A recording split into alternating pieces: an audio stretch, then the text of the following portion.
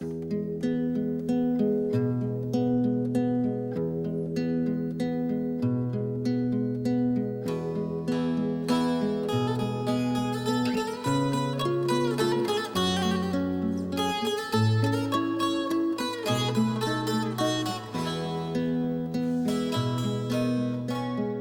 в свое время работал и в ансамбле «Хайтарма», в 80-е годы музыкальным руководителем. Затем, уже вернувшись в Крым, мы создали свой ансамбль «Макам», ансамбль традиционной музыки.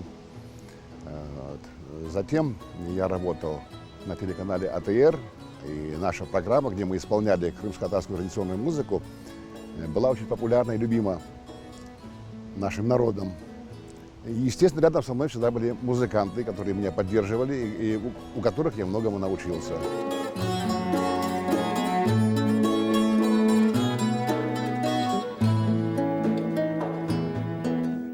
Образцы музыки ханского периода, это конец 16-го, начало 17 века, ну и так далее. Затем духовные песнопения, иляхи, образцы театральной музыки, отрывки из крымско-татарских дистанов, песни, инструментальная музыка свадебного обряда, маневер, чинлар. Инструментальная музыка представлена, танцевальная музыка представлена такими жанрами, как аграва, посвящен песням, которые возникли в депортации, и песням популярным в наших диаспорах в Румынии, в Турции. Вы знаете, к большому сожалению, мы очень много потеряли в связи с известными историческими событиями.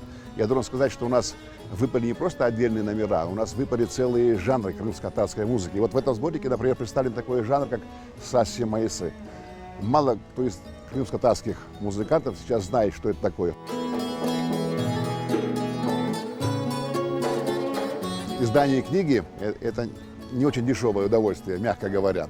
И поэтому, конечно, не обошлось без спонсорской поддержки, за что я безмерно благодарен своему сыну Асану Карикову, который проспонсировал издание этой книги. Огромное спасибо вам.